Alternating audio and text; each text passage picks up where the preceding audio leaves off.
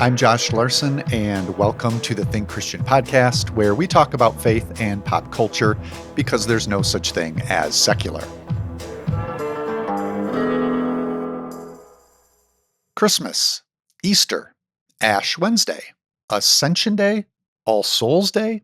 Some of the holidays on the church calendar are more familiar than others. Today, we're thinking about All Souls Day, traditionally November 2 each year. Why are we doing this, aside from the timeliness? Well, TC podcaster Abby Olcese has recently published her book, Films for All Seasons.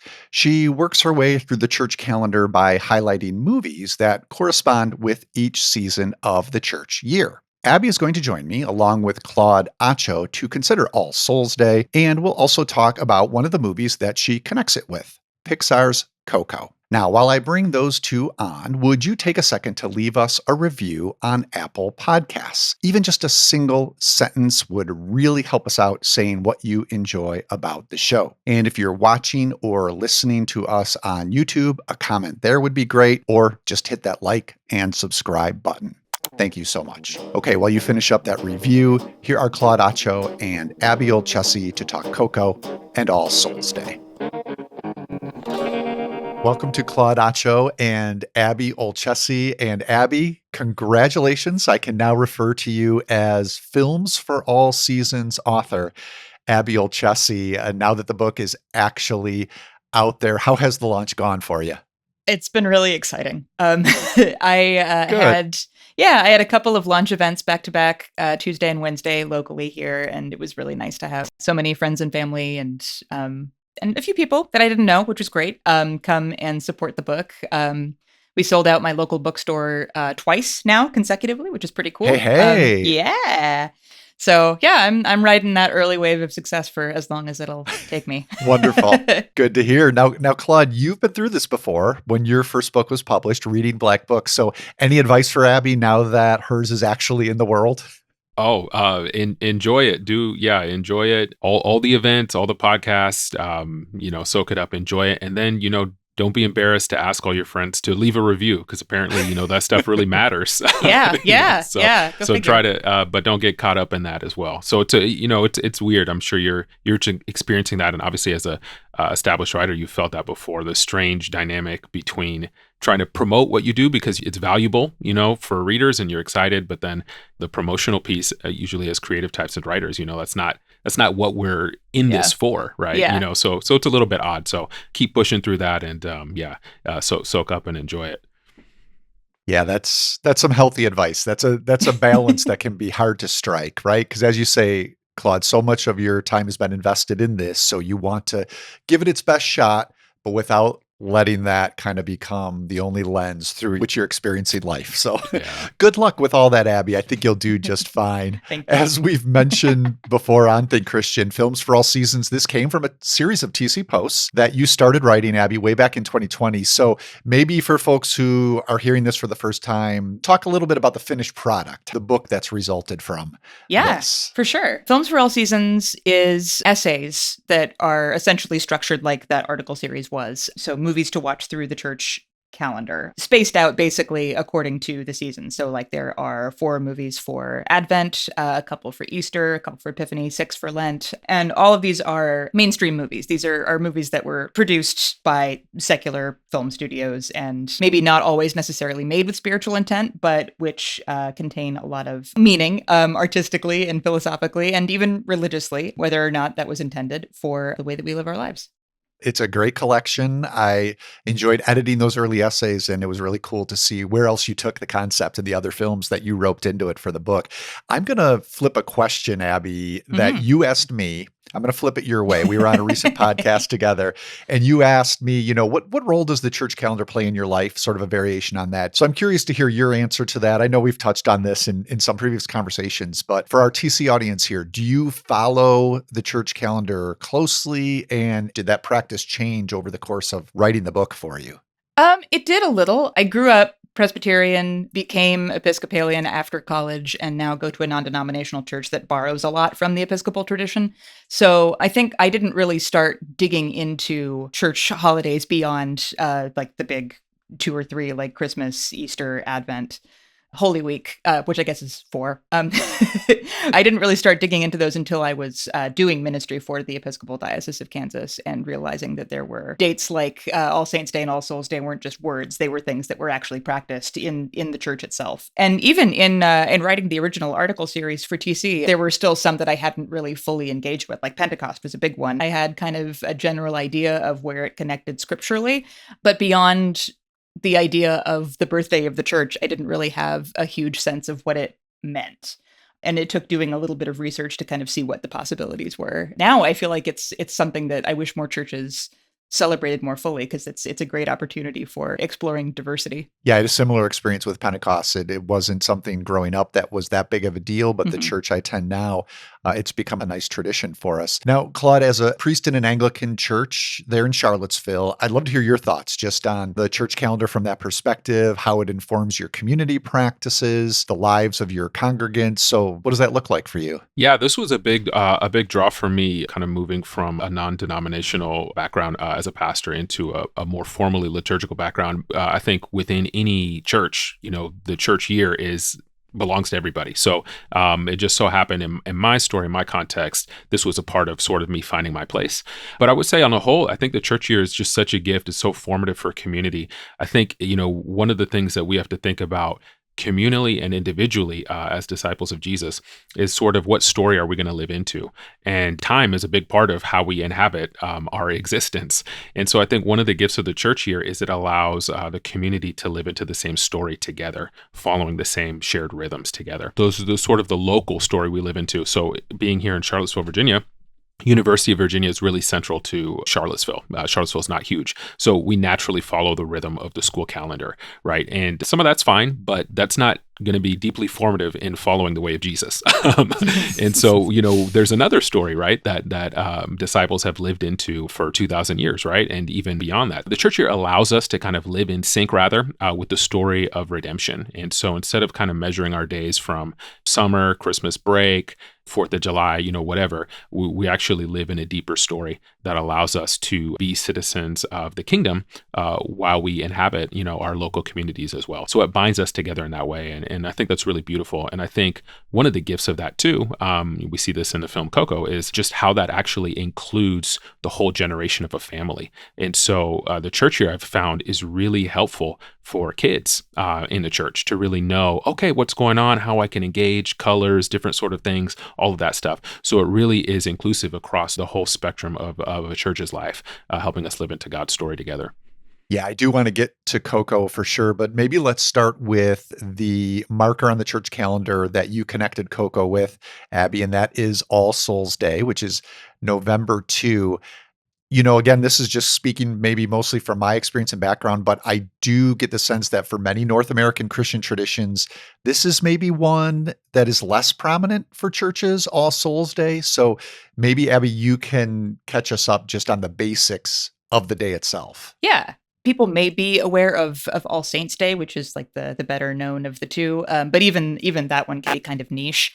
But November 1st and November 2nd are All Saints Day and All Souls Day. All Saints Day recognizes canonized saints and people of historical significance in the life of the church. And All Souls Day, which comes right after that, is the day that recognizes people who may be important in our own community or spiritual formation, but might not have larger historical significance. So that ties in really closely with Day of the Dead, which does kind of the same thing, where you're recognizing friends, family, alongside people who may have done big things too, and just remembering the importance that they have in your life, both when they were here and now that they're gone. Now, is All Souls Day, Claude, something that you have familiarity with, or is it something kind of preparing for this podcast and checking out Abby's book that was new to you? Yeah, All Souls Day, it's tricky. As you mentioned, Abby, I think you explained that really well. Because All Saints Day and All Souls Day happen together so closely, I think in a lot of minds they get conflated, and I think that's okay. And so a lot of maybe what you might do on All Souls Day, remembering a loved one who has passed away that was formative in your life and your spiritual journey, you might actually remember them on All Saints Day. Liturgical police might get upset, but I think by and large, we are pleased. The Lord is honored in that. So I think they get conflated debated a lot. And so honestly, that's what it's been for me. And some of the history on All Souls Day is pretty complicated too, in terms of just like there's a lot of layers. So I think they are smashed together in a sense. And that sort of has been my experience. So like for our church, we won't do anything on All Souls Day, but we will do something like that Sunday for All Saints Day. We'll move it November 3rd, the closest Sunday to the 1st, and we'll sort of have that opportunity for everybody to engage in really a sense of both of those things. So that's what I've seen kind of embodied. I have friends whose churches are named All Souls, and so I presume they make a healthy distinction between the two, and they throw down righteously on All Souls Day, and really recognize that for its distinct flavor. Look out for those liturgical police, indeed. Yeah, no, those people mean business. Yeah, They do. yeah. So, Abby, you already mentioned Dia de los Muertos, and that Mexican holiday has obvious connections to All Souls Day. So it makes sense that one of the films you cover in this chapter is Pixar's Coco from 2018. Coco, about a boy who finds himself in the land of the dead, where he's wrestling with his family's legacy and also family secrets. I'm wondering, Abby, you didn't write about All Souls Day for Think Christian. So I want to hear a little bit about the process. I wasn't part of this. Was Coco the first movie you thought of for this chapter? I think it was. It was one of the early picks. There were a handful of movies that I was kind of interested in covering. And one of the nice things about having a difference between All Saints Day and All Souls Day is like I find both of those days to be really lovely for a variety of reasons. And it's kind of nice to be able to differentiate between the two because I get to essentially write about the same themes 3 different times basically in this section, because All Saints Day and All Souls Day I think are a single chapter in the book. I initially was very interested in putting Coco in there, partly because of that Day of the Dead connection, in that it's another way to kind of engage with another community within the church and another holiday that is really important to a portion of the world's population and has a direct tie-in to liturgy. So I think it's worth discussing, and there's a lot of really interesting scholarship on it that I was excited to dig into. And I want to get to, the more specifics about the connections you made, but maybe we'll jump back to you, Claude, here before Abby spoils it, what she writes about in the book. For you, what connections did you see, when we reached out and said, hey, we want to have you on this episode about Abby's book. We're thinking about watching Coco. And so this was in your mind as you're watching the movie. And what sort of connections did you see? When we get to partake of films or art that might be different from our default cultural context, there's just so much to learn, and I think so much that illuminates particular themes as Christians or theologically. And so I think what really struck me, we mentioned Coco, was just sort of like, oh yeah, this is actually an obvious choice for something like this, because the film is so centered on the fact that we're connected to those who have passed away. So even though they're not physically present to us, there is still a real connection that exists, and that is much closer to a Christian idea than I think my sort of default as an American. And so in that sense, there was so much of the movie that kind of recognized that continuity, that level of connection, even though there is a gap and there is a distance. And then sort of the question of our own identity, or Miguel's identity and his calling and his destiny, it's tied up and bound up with those of his ancestors, right? And those who have passed away. And so in order to kind of make sense of himself and his calling, he has to process that ancestrally as well. So I think it really represents this sort of connectivity between us now as those who are living and those who have passed on, right? And so I think that connects very well to All Souls Day. Does that track, Abby, with the direction you went in the book, would you say? Yeah, very much so. I think there's a little bit that I would add to that, which I've come around to on like repeated viewings of Coco and ended up in the essay, in that Miguel has to, his experience is tied up in that of the people that came before him, but also his family as a whole has been ignoring part of their family history significantly, like specifically, they've been overlooking it for a really long time. And that's caused damage. And it's important to be able to recognize both the good and the bad within your family, and what presents examples of how to be and what examples there are of how not to be in the world, and how all of that kind of forms a cohesive whole. Yeah, I like that. That's one of, there were 2 things that kind of popped out to me in watching it. And one of them was pretty much exactly that, Abby. You talk about the cloud of witnesses, a metaphor that's used in the Bible, and tie that to this idea of All Souls Day. And it was interesting to me with that in the back of my head, how Miguel's cloud of witnesses, at least, for the first half of the movie, they're not offering this guiding path, which is what we think of and what scripture presents it as. They're like an oppressive force in a way. And so it was almost this example by opposite. But what you were just talking about there when you use the word damage it is because things like ill intention or deception are part of their legacy. And maybe we don't want to get into the details of what Miguel discovers in case people haven't watched Coco and want to after this. But, he uncovers some things, and we realize that the reason they're not this healthy cloud of witnesses is because they've been deceived in some cases, particularly because of someone's act of ill will. So that was interesting to me. And then, Claude, the other thing connects a little bit with what you were saying is I was wondering when Coco ended, if there's something about the direct connection between the afterlife and this life that Christians can take more seriously after watching a movie like this, or to your point, Claude, considering a tradition like Dia de los Muertos and how that might speak to us. Another thing you mentioned, Abby, you write about is Moses and Elijah appearing alongside Jesus at the Transfiguration, of a very similar experience in a way. And exactly what you said, Claude, we're connected to those who have passed away. At least, again, my tradition, the one I grew up in or am most familiar with, that's always been a harder line, a more mysterious line that we can't quite penetrate than maybe the Bible actually depicts. And to your point, something like Coco is a little closer to that. So yeah, I was kind of grateful for Coco revealing that to me. And yeah, you touching on it, Abby, in the book, kind of prying open that door, which is a little bit what I think the book is hoping to do, right? Is just prying open different ways to experience these holidays and these movies. Yeah, absolutely. I remember the first time I watched Coco being actively frustrated at it, actually, for the reasons that you're describing. Interesting. I thought, well, yeah, of course this kid should be allowed to follow his dreams, and his family should be supportive of his talent. And I think part of that is my own American individualism streak that I've been raised with. And so I have to kind of unlearn that a little bit and recognize that the duty to family is important.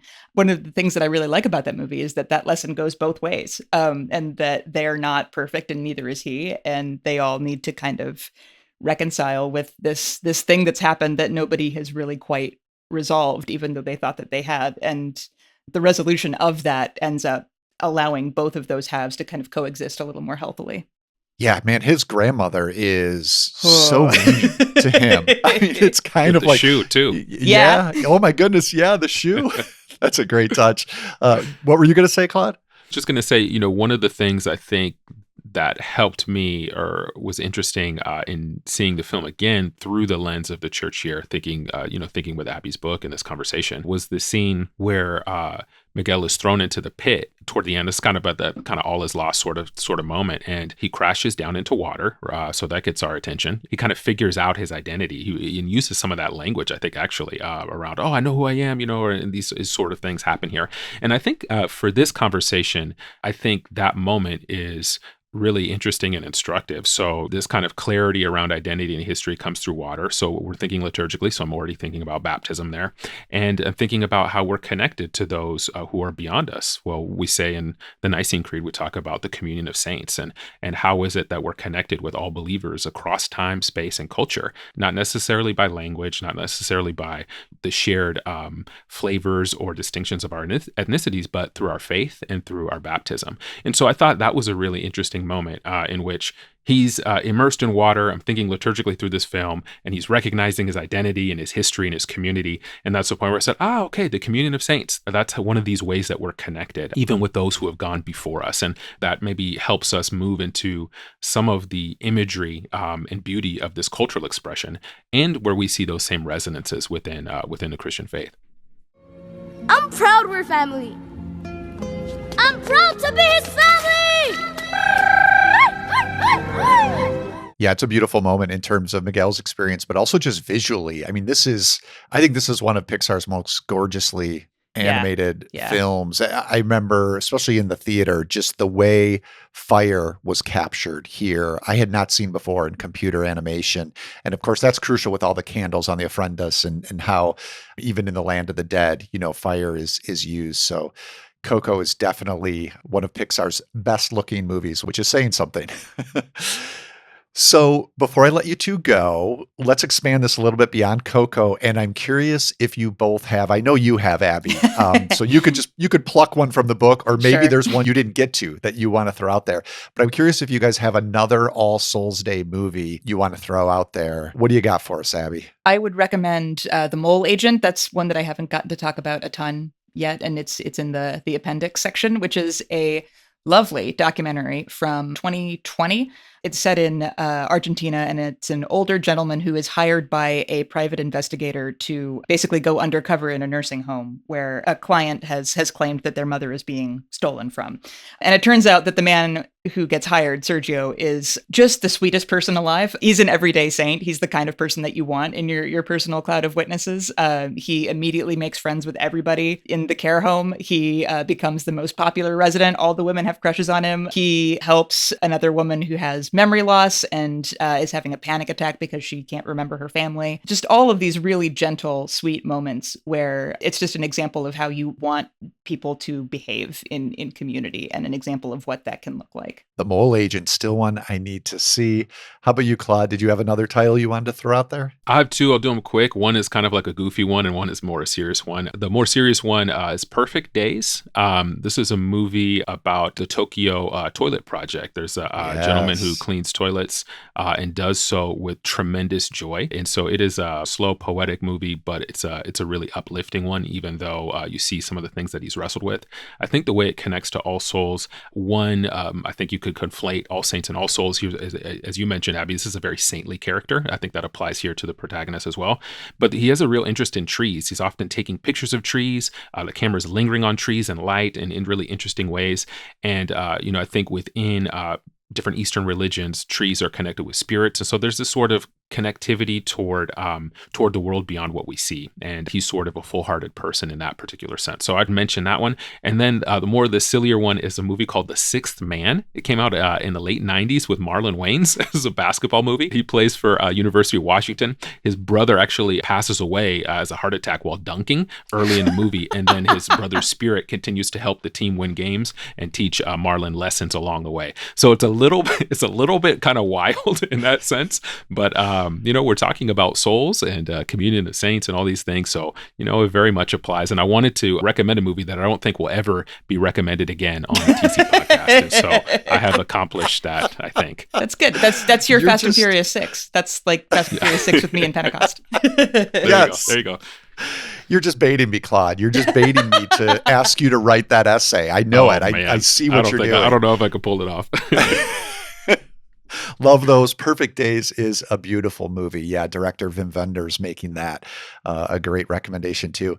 I'm going to go, and I think after Claude pulled out The Sixth Man, I could go anywhere I want, quite frankly. Yeah, you so can. I'm going to go towards television, even though we've mostly been talking movies. And I thought about Reservation Dogs, the Hulu FX series, which we've podcasted about here on Think Christian, follows 14s. It's wrapped up now, finished up, I think 3 seasons it had. They've grown up together in the Muskogee Nation in Oklahoma, and their ancestors play a huge part in their daily experience. The ancestors play a part in, the entire community's experience, often appearing to them to offer advice, guidance, in many cases, just plain comic relief. This is, a very funny series as well. But watching that, it did what Coco also did for me, is like maybe that shroud isn't as thick as we like to think in other North American cultures, subcultures. Maybe it's closer to what, again, we see in the Bible and some of these other cultures recognize. So yeah, Reservation Dogs, I would recommend if you have not watched that yet and you're looking for a new TV series, check that one out. Well, thank you both. Congrats again, Abby. Any other book-related events or items listeners should know about, beyond going out, buying a copy of Films for All Seasons, and yeah, to Claude's point, writing that review? Yeah, if folks follow me on social media, I'm on Twitter and Blue Sky at Abby Olchesi, both places. I am going to keep those updated with further events in the future, which may be coming fairly soon. Sounds good. All right, Claude, you've got another book in the works, a follow-up to Reading Black Books. So I know we've checked in with you over the course of the process here, but where are you at now, and where should folks follow along to see when that ends up? So mine is a devotional through the church year. It'll come out in about a year. Title and pre-order and some of those different things will be coming, I think, over the next few months. So excited about that. Yeah, you can follow along with me on social media, just all the social places, just my first and last name. And then on Substack, follow me there and you'll get updates and things of that sort. If you listen this far into All Souls and all this stuff, you probably should be, you're going to love Abby's book and I think you'll like mine too. So yeah, do that. All right. Thanks again, you two. Appreciate your contributions to my TC bookshelf. Take care, okay? Thanks, Josh. Thank you. That bookshelf of Think Christian authors I mentioned, it is getting awfully crowded. I mentioned Claude's title, Reading Black Books, and if you want to hear a conversation about that, you can find it on episode 76 in our podcast archives over at thinkchristian.net/podcast. We talk about Claude's book and Beloved, both the Toni Morrison novel and the big screen adaptation by director Jonathan Demme. Now, as for Coco, we have a post from when that movie first came out in 2018. Catherine Freeman wrote about Coco and God's Calling. Catherine will actually be on the next episode of the TC podcast, along with Eric Danielson. We're going to talk all things Stevie Wonder. There is a new limited podcast series out. It comes from New York Times critic Wesley Morris, and it's called The Wonder of Stevie. Catherine, Eric, and I have been gobbling this up, and we are very eager to talk about Stevie's legacy and music. So give that other podcast a listen, or at the very least, put some Stevie Wonder music in your rotation so you'll be ready for that conversation when we have it here on TC. Until then, you can always connect with us on social media. You can find us on Instagram, Facebook, and Twitter/X. We're at Think Christian. Our email address is tcpodcast@thinkchristian.net if you want to send us a note that way. The TC Podcast is a listener and donor-supported production of Reframe Ministries, a family of programs designed to help you see your whole life reframed by God's gospel story. Our post-production supervisor and audio engineer is John Reeder. I'm Josh Larson. Thanks so much for listening.